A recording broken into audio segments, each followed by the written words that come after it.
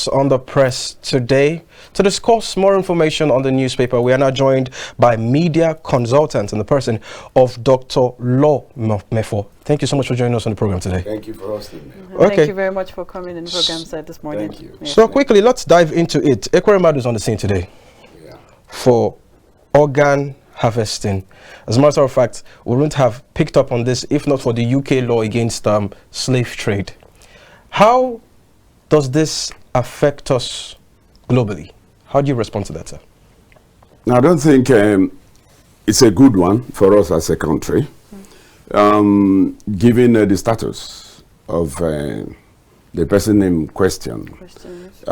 Senator Amadi was at a point the number 5 citizen of Nigeria, yes. Deputy Senate President. Deputy Senate, yes, correct. So it's not just an ordinary Nigerian. And the issue in question is deemed in the UK jurisprudence as a very major criminal matter. And it carries quite a bit of weight in terms of apportioning a criminal responsibility upon conviction. And that brings me to how the whole matter really came about, yes. and how the UK court has gone about it, and the response of the Nigerian government. I believe that the whole thing wasn't properly handled. You and I know that Amadi is not an organ trader. No. You know, his daughter, daughter, 25-year-old daughter, Sonia, involved. And he tried to do what any father could do, you know, which I would do if I were in his shoes.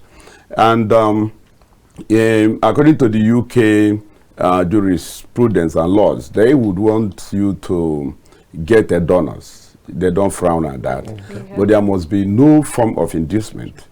And that is where the problem is. And the one minute of a boy or a man, I don't know what to call him now, you know, go to the UK willingly.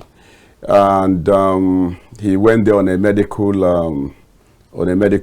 visa. That medical visa, processed by himself, couldn't have been processed by a child, a minor.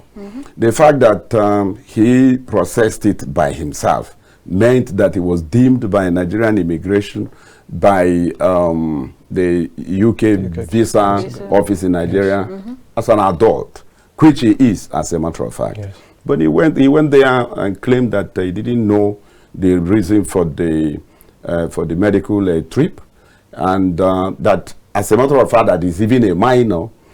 You know, he made all manner of claims. But the fact remains that Wamini's organ couldn't match, and he had to return to Nigeria. That he didn't want to do. So he had to come up with all this. And by so doing, he threw Amadi under the bus.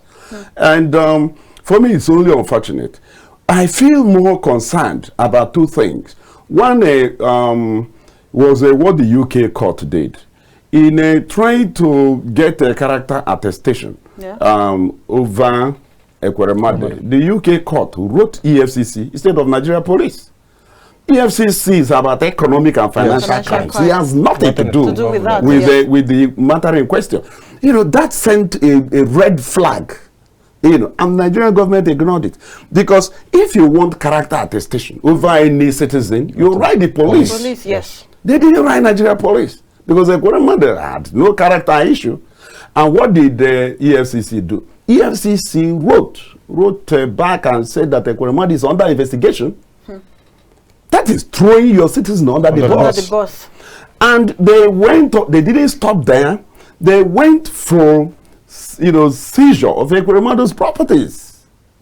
You know, and the judge asked, so you are writing a UK court, you know, telling them that Amadi has a criminal investigation ongoing in Nigeria, and you are bringing his matter before me to grant you, you know, access for future order.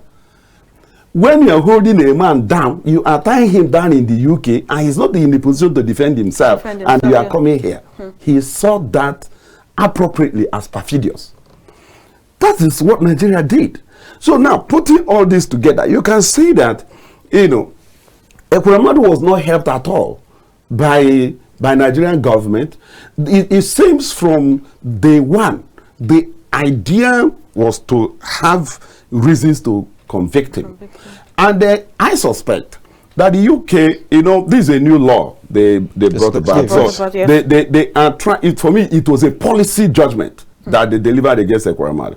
I say so because they are trying to use somebody big enough to demonstrate, you know, the seriousness of that their new legislation. And they picked on Ekweremadu big enough, and of course, coming from a vulnerable ethnic group in Nigeria. That is the way I say it. So I am bitter.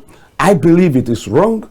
I believe Nigeria helped to secure this conviction, and it is not right at all. And I've given instances, you know, what the EFCC did to ensure that they supplied you know, even contrived information against Ekweremadu, and to justify what they did, they went to court to, you know, prove that indeed he is under investigation. And the judge said no. The judge refused to grant the asset forfeiture. I think I'll leave it at that. Let me ask you a quick question, because from everything you said, are you trying to say that Ekweremadu is being targeted? Yes.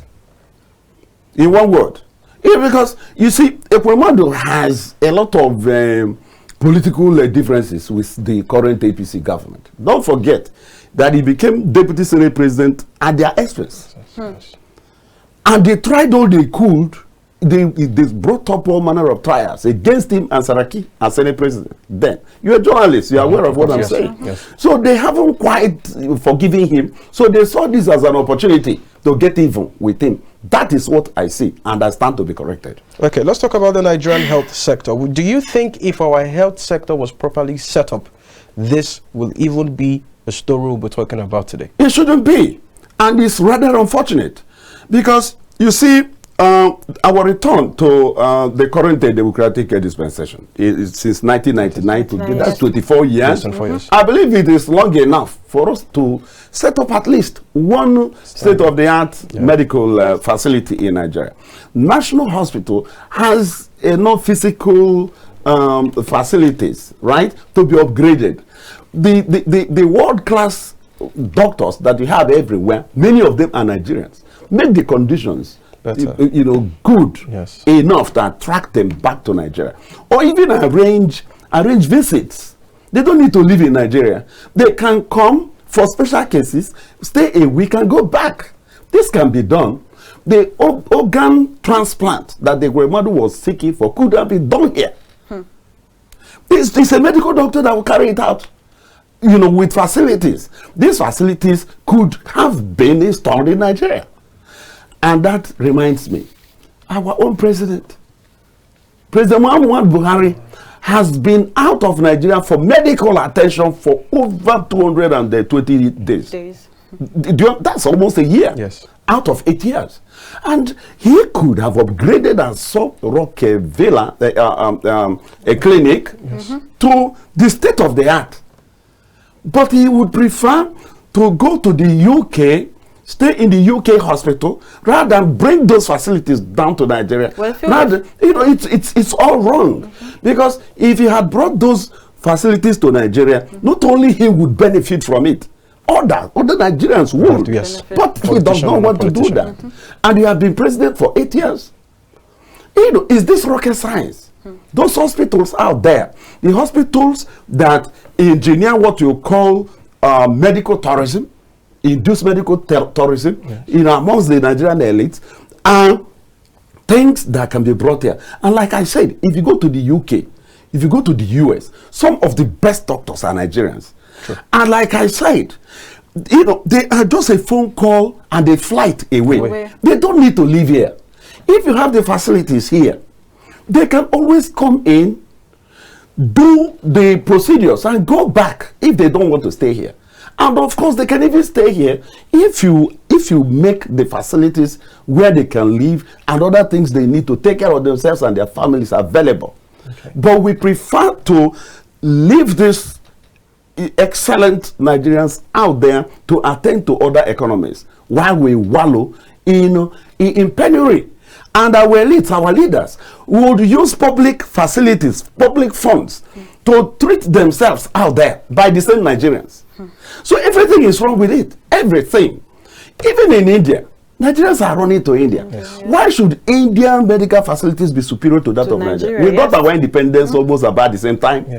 Check Google, you can find out that India is not older than Nigeria by more than 10 years in terms of independence. And we have everything.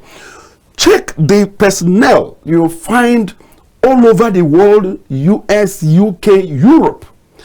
Most of them, you'll be surprised. In fact, Nigeria as a country has been adjudged in the US as the most successful immigrants to the US particularly. And why were they saying so? They were looking at our profile from intellectual, academic professional perspectives. Yes, correct. We are about the best. There is no other country that has posted a better record than Nigerians out there. But we can use them. Rather than even attempt through policy, to reverse this migration, many more Nigerians are going out. Living, The so-called Japa syndrome is going on for a good reason. Go to embassies of even Afghanistan. Ask yourself, why should Nigerians be going to Afghanistan, Somalia? We had Nigerians trying to leave for Ukraine. Do you understand Ukraine, that? yes. The way drama is going on. Do you get my point? War is going on in Ukraine, and Nigerians want to go to Ukraine. That means that the condition at home, in their own perception, is worse than what they see out there. Okay. So, Doctor, from what you've said now, apparently you've said Nigeria has gotten it wrong with the process of handling this issue. Yeah. What exactly can be done, in your own opinion, to fix this? I believe one of the major roles of a country is to protect its citizens. That's it. That's my point. Like this, what should Nigeria do to save its citizen? Now? I believe the case of Ekweremadu may have lost. I don't know what Nigeria can do at this stage. It's a lost cause because now they're facing up to 5 years. The sentence is first week of May. And like I said, the sentence, it's quite heavy if you go, because there is an irreducible minimum you will get. So if you get that irreducible minimum, it's still a number of years. Of course, it's open to appeal. But you see, when you use the jury to get through some of these things, the jury comes to a verdict mostly based on public sentiment. That is why I was saying that the letter of the EFCC, do you know what it means to tell a foreign country that your citizen is a criminal? Do you know what that means? Straight up. And you want that country to view the same citizen against who his own country has given such a terrible attestation to have a different view. So he affected the thinking of the jury. If it was just a single judge, it would be a different ballgame. But it was a jury trial. Do you understand that? Yes. That makes it even more difficult to obtain an appeal. So I'm not a lawyer, but I do know that it's already a bad case and Nigeria made it so. That is the truth. Now, for other Nigerian citizens, well, patriotism is a two-way traffic. You are patriotic when your country is there for you. Nigeria has never been there for any Nigerian. Go out there. You can't even renew your passport. I've had the privilege of traveling to a number of countries, and I know what Nigerians are going through. You can't get assistance even from Nigerian embassies. To have your passport renewed, you have to pay. You have to bribe. In Nigeria, you bribe. Out there, you bribe. What then do you get from your own country as a citizen? I see nothing. So maybe we just hope the new government, that will come in, will have a total turnaround on policy regarding this. All right. Otherwise, where we are already is not looking good at all. Okay, so we Okay, need to right, remind you that okay. we have our phone lines open. You can call the numbers on your screen to ventilate on any of the issues we've discussed today. Okay, now I'd like to move away, deviate from the Ekweremadu now to PDP, and of course, there's been a lot of ruckus in their camp right now. PDP hit by post-poll crisis. Wike tackles party over suspension of Fayose Ayim Shema. Which begs the question, what is even Wike still doing in the same party? Because he obviously had been acting, he's not been supporting the party for the anti-party things. Yes. He went to court. Yes. And got an order restraining the PDP from suspending or expelling him. Okay. So I want to believe that the PDP is respecting that court order or process. But you see, for me, Wike's conduct is very cancerous. And he has tried to cost the party the presidency because he wasn't given the ticket. You know, either as the presidential flag bearer or the VP slot. There is no other reason. All his claim that he's fighting for the South is all lies. We know that Wike was privy to the PDP throwing its presidential ticket open. We know. I am in the PDP, so I know. He was privy to it. If Wike had fought the way he's fighting now for the ticket to come south, the ticket wouldn't have been thrown open. Even if it was thrown open, we would have seen that the southern Nigerian delegates in Governor Ifeanyi Ugwuanyi committee voted that PDP chairmanship goes north, PDP presidential ticket comes south. They refused to do that. All the southern delegates in Ugwuanyi committee kept quiet. But they voted that the PDP chairmanship should go north and said nothing about the PDP presidential ticket. In the autumn committee, there were 17 delegates from southern Nigeria in the 37-man committee Yes. chaired by autumn.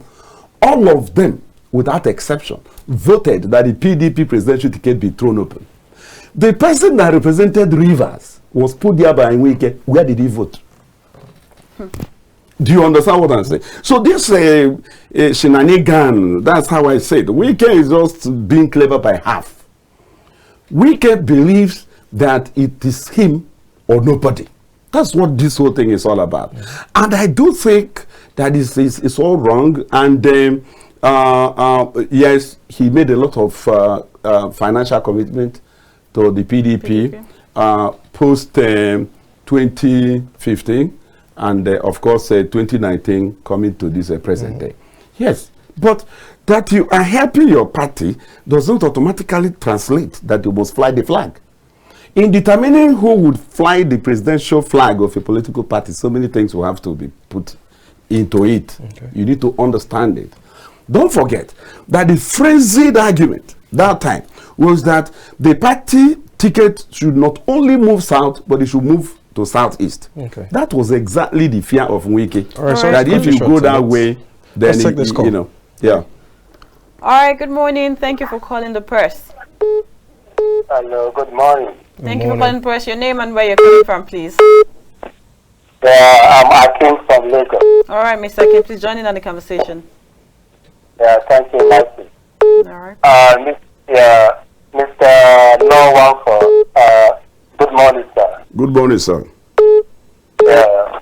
So this morning I don't want to talk about politics, but I want to talk on the issue of Mr. Ekweremadu. Okay, sir. It is really unfortunate that it happens the way it happens. So we are all human beings. No matter how or whatever way it happens, that feeling is still there. But at the same time, nobody, because you are saying this now, we don't know the real truth between Mr. Ekweremadu and that innocent boy. The contract that went in between the two of them, who default or who who is trying to betray or whichever way. Nobody can really testify to that fact. And again, the only place probably I see the false mistake Mr. Koromadu would have been made is that, let's assuming without position that the moment that they tested that the organ was not okay for that child, at least Mr. Koromadu should have noticed that this boy will likely react in any way. At least Mr. Koromadu is very rich. Let's forget about any other thing. If it's the wish of that boy to stay in that UK or whatever, should have afforded it, and this wouldn't have happened. But now that this has happened, this is not our country. You and I know how our country is. If it were to be our country, money to perceive everything, even our constitution is not up to money. So we all know at the same time in this same country that the rich people, the way they are, they can, we know about all the ritual and everything that is going on in this country. And then no any poor person can defend himself. Even before everyone here, someone will be killed and the rich man will go scot-free. So I'm not trying to say maybe that stuff with Koromadu right or whatever, okay?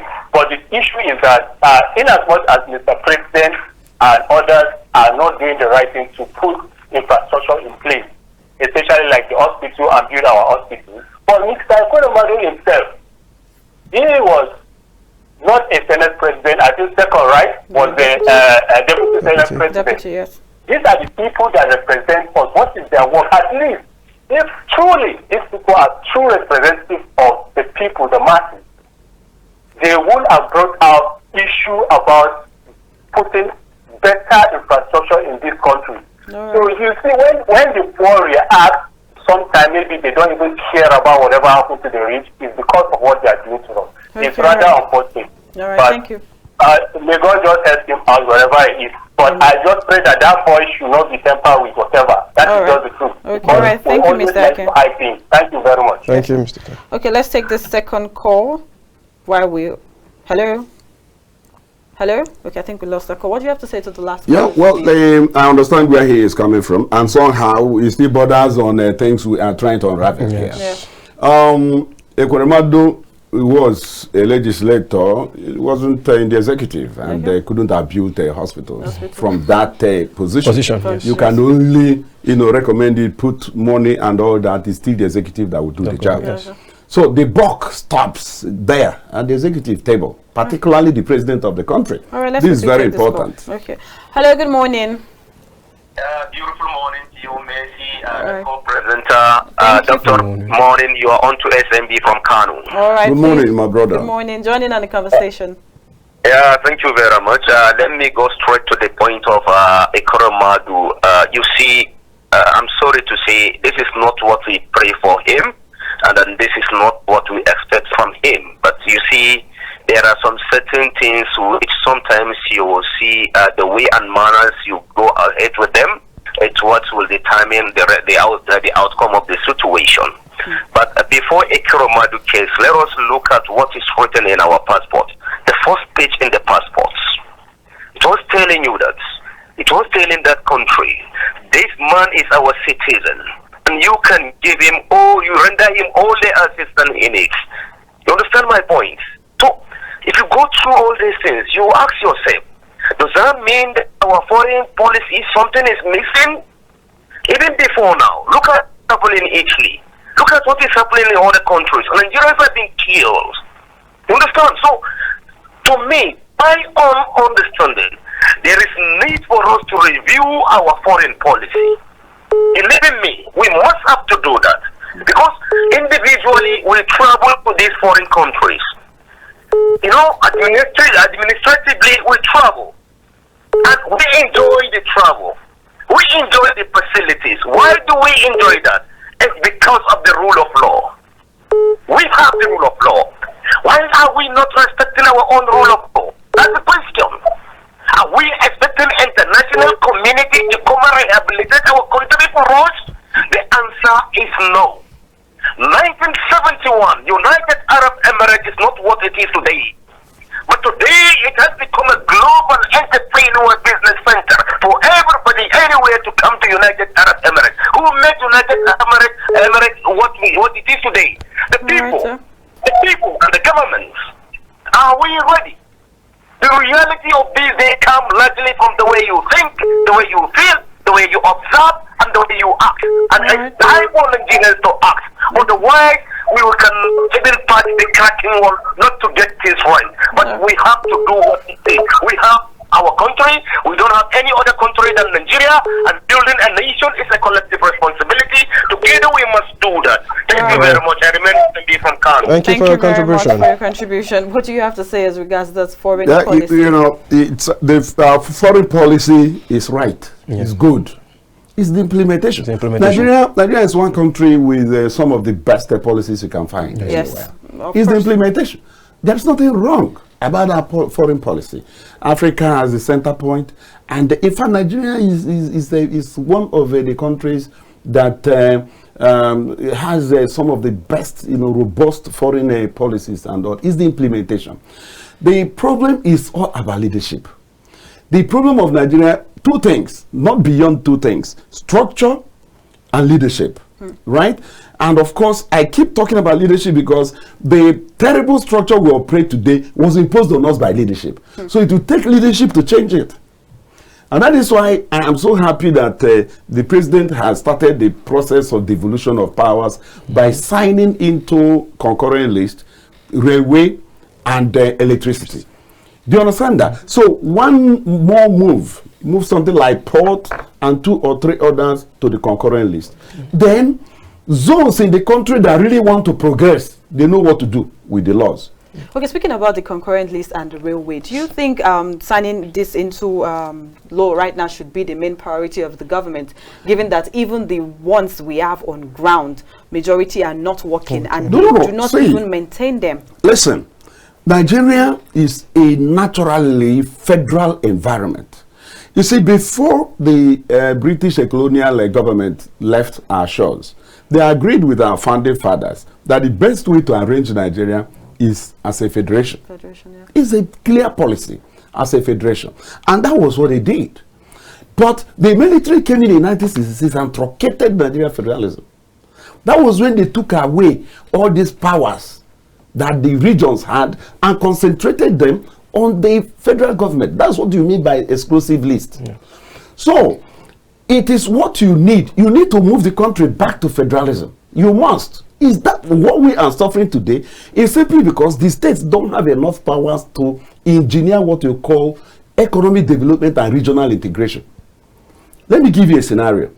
If you move port, for example, if you move port to a concurrent list, the Southeast does not need to import through Lagos.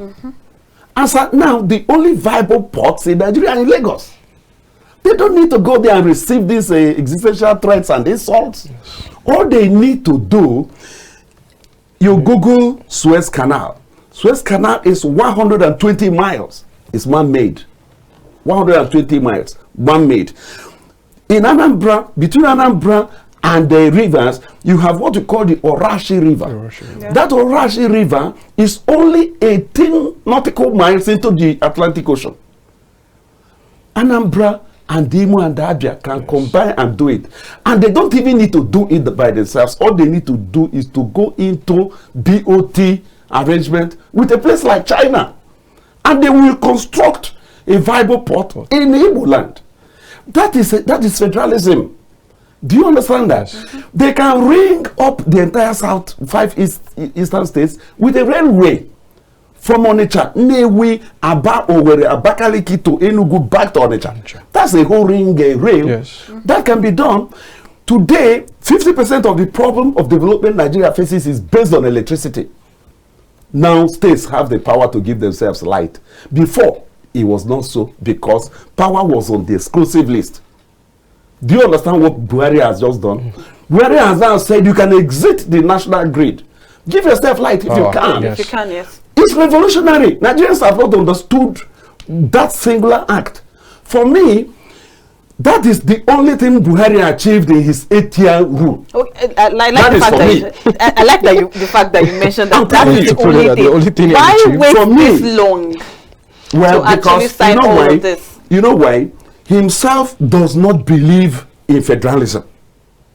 But he knows it's the solution to the nation's problems. He didn't want to start it early in his time and dilute his own power as the president. Do you understand what I'm saying? So he's diluting the power for the next. He will be, because of course, when you are removing this bulk of powers from the federal government, you are actually diluting the power of the president. Nigerian president is about the most powerful president in the world because of the enormous powers imbued in his office. That is what he has started, is devolution, and is now moving. I give you an example that just one more thing moving can force once you have one governor in one region is enough. He will instigate regional integration and regional development, and that's what Nigeria needs. We don't need to go cap in hand, the whole Igbo importers going to Lagos. Now their number is so huge that the Yorubas are feeling threatened. Okay. We don't need it. You don't need all this. But you see, Nigerian political elites do not want to face reality. But you see, nations develop through two ways, either through evolution or through revolution. You can't escape it.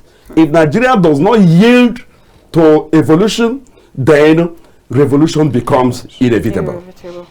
Okay, now still on President Buhari and of course the passing of concurrent and fixed list. What do you think? Do you think, because now from what has happened over time, you see a certain or sitting president or governor sign a bill into law, and then the next person that comes in totally shuns that bill that has been signed into law? We've seen this from governorship. You see them, a certain governor starts building a road, the next governor comes in and totally shuns everything that the past governor has done, and then starts his own fresh. I understand. You see, power is now moving to the people. You saw what happened in Abia. The people fought, and it's not that they love Alex Oti so much.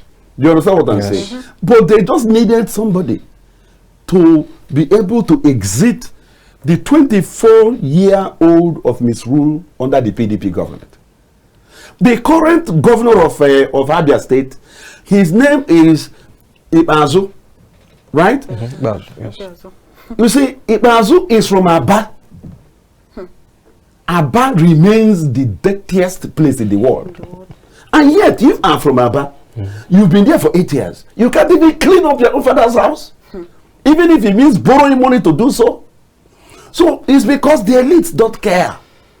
Let the people take over power. So once the people take over power, the person who is their arrowhead will have no choice. It's just like what happened under Labour. The obedience. It's not about Obi. They need an arrowhead. They are grouping behind Obi. Obi can't even go back. All right, sir. Do you understand what I'm saying? Obi cannot even go back as we speak because of the obedience.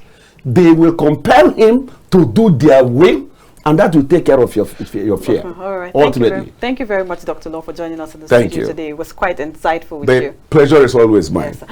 All right. Thank you, viewers, for staying with us. This is all we can take for this week on The Press.